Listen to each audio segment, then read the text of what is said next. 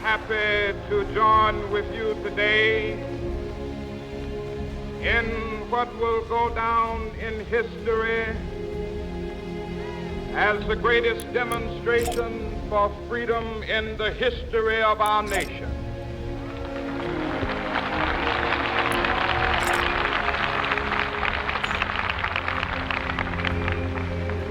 Fourscore years ago, a great American in whose symbolic shadow we stand today signed the Emancipation Proclamation.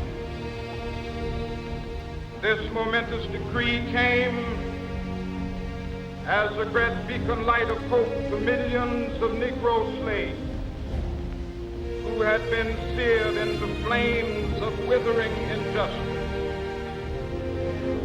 Came as a joyous daybreak to end the long night of their captivity. But 100 years later, the Negro still is not free. 100 years later, the life of the Negro is still sadly crippled by the manacles of segregation and the chains of discrimination.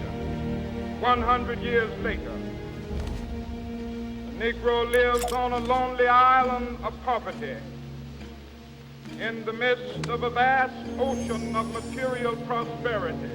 100 years later,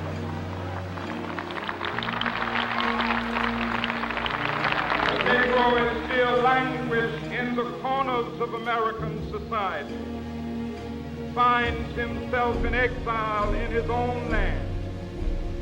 So we've come here today to dramatize a shameful condition. In a sense, we've come to our nation's capital to cash a check. When the architects of our republic wrote the magnificent words of the Constitution and the Declaration of Independence, they were signing a promissory note to which every American was to fall heir. This note was a promise that all men, yes, black men as well as white men, would be guaranteed the unalienable rights of life, liberty, and the pursuit of happiness. It is obvious today that America has defaulted on this promissory note insofar as her citizens of color are concerned. Instead of honoring this sacred obligation, America has given the Negro people a bad check, a check which has come back marked insufficient funds.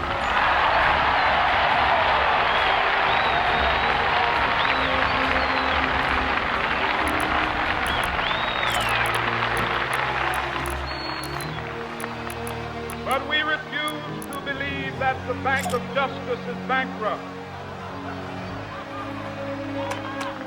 We refuse to believe that there are insufficient funds in the great vaults of opportunity of this nation. So we've come to cash this check, a check that will give us upon demand the riches of freedom and the security of justice.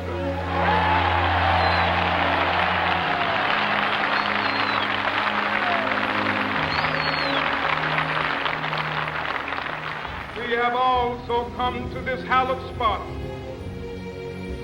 to remind America of the fierce urgency of now.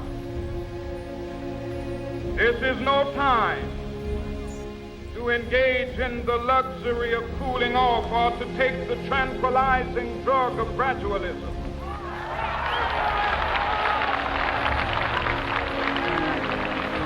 Now is the time to make real the promises of democracy. Now is the time to rise from the dark and desolate valley of segregation to the sunlit path of racial justice. Now is the time to lift our nation from the quicksands of racial injustice to the solid rock of brotherhood. Now is the time. Make justice a reality for all of God's children.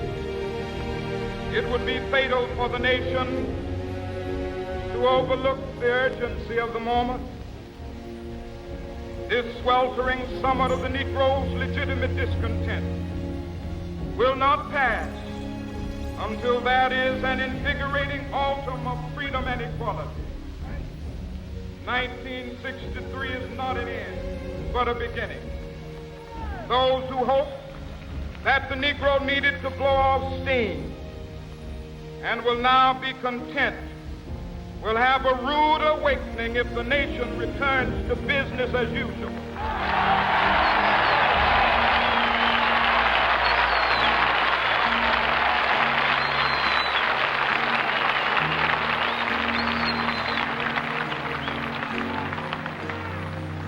There will be neither rest nor tranquility in America till the Negro is granted his citizenship rights. The whirlwinds of revolt will continue to shake the foundations of our nation until the bright day of justice emerges. But that is something that I must say to my people who stand on the warm threshold which leads into the palace of justice. In the process of gaining our rightful place, we must not be guilty of wrongful deeds. Let us not seek to satisfy our thirst for freedom by drinking from the cup of bitterness and hatred.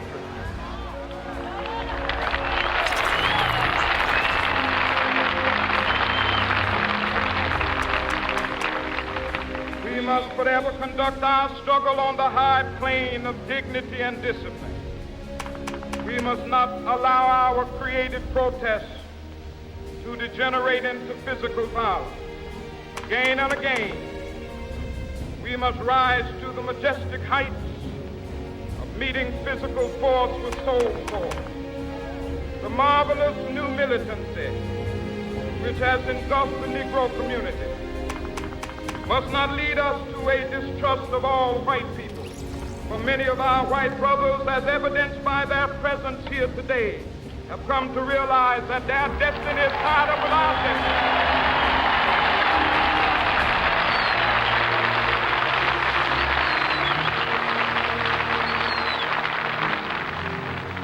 They have come to realize that their freedom is inextricably bound to our freedom.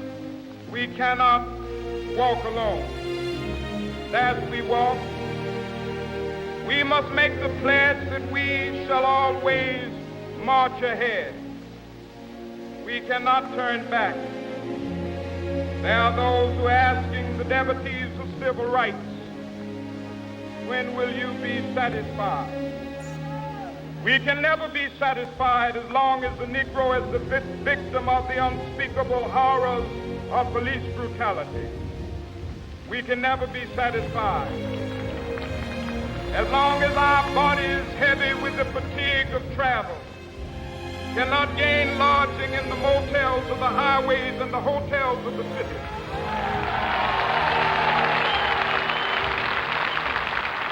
We cannot be satisfied as long as the Negro's basic mobility is from a smaller ghetto to one.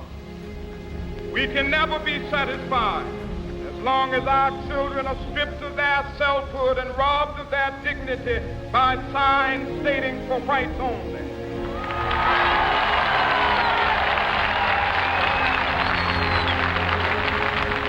We cannot be satisfied as long as a Negro in Mississippi cannot vote and a Negro in New York believes he has nothing for which to vote.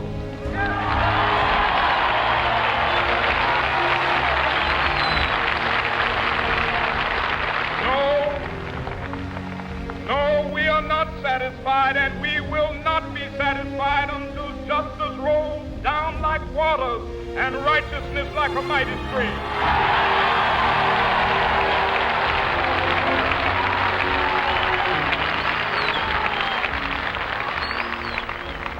I am not unmindful that some of you have come here out of great trials and tribulations. Some of you have come fresh from narrow jail cells. Some of you have come from areas where your quest for freedom left you battered by the storms of persecution, staggered by the winds of police brutality. You have been the veterans of creative suffering. Continue to work with the faith that unearned suffering is redemptive. Go back to Mississippi.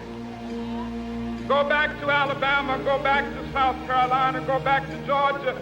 Go back to Louisiana. Go back to the slums and ghettos of our northern cities, knowing that somehow this situation can and will be changed. Let us not wallow in the valley of despair. I say to you today, my friends,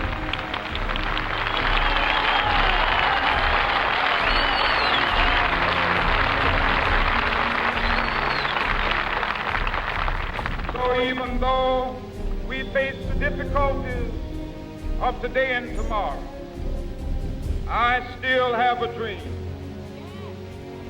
It is a dream deeply rooted in the American dream.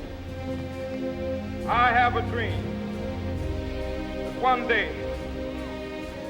this nation will rise up, live out the true meaning of its creed. We hold these truths to be self-evident, that all men are created equal.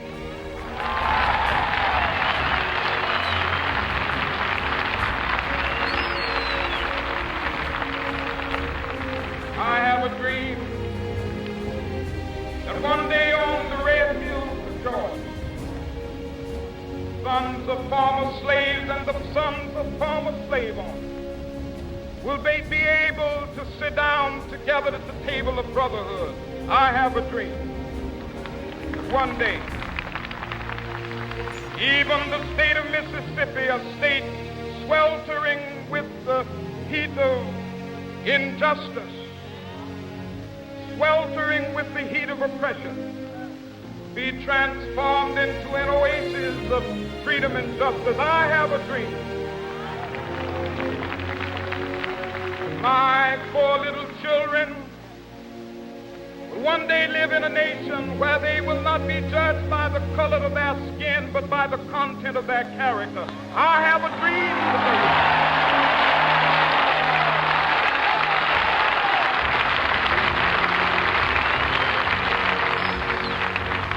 I have a dream that one day down in Alabama, with its vicious racists, with its governor having his lips dripping with the words of interposition and nullification, one day right there in Alabama, little black boys and black girls will be able to join hands with little white boys and white girls as sisters and brothers. I have a dream today.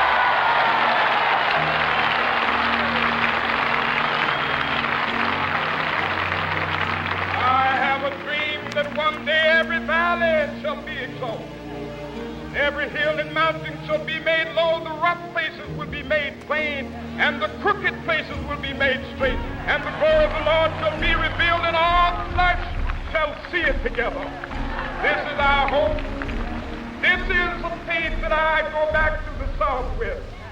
With this faith, we will be able to hew out of the mountain of despair a stone of hope. With this faith, we will be able to transform the jangling discords of our nation into a beautiful symphony of brotherhood. With this faith, we will be able to work together, to pray together, to struggle together, to go to jail together, to stand up for freedom together, knowing that we will be free one day.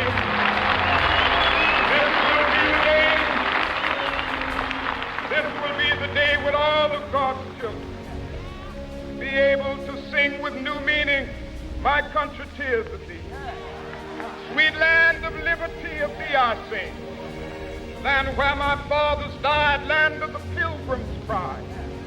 From every mountainside, let freedom ring. And if America is to be a great nation, this must become true.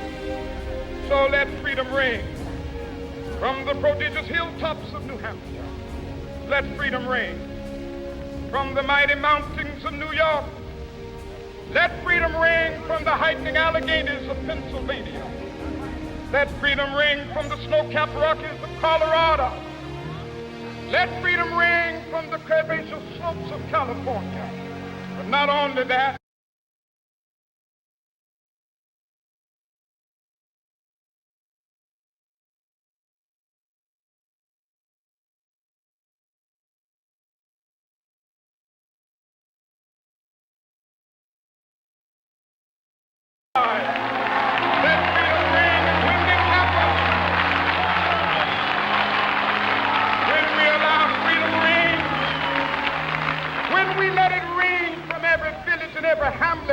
from every state and every city, we will be able to speed up that day when all of God's children, black men and white men, Jews and Gentiles and Catholics, will be able to join hands and sing in the words of the old Negro spiritual, free at last, free at last, thank God Almighty, we are free at last.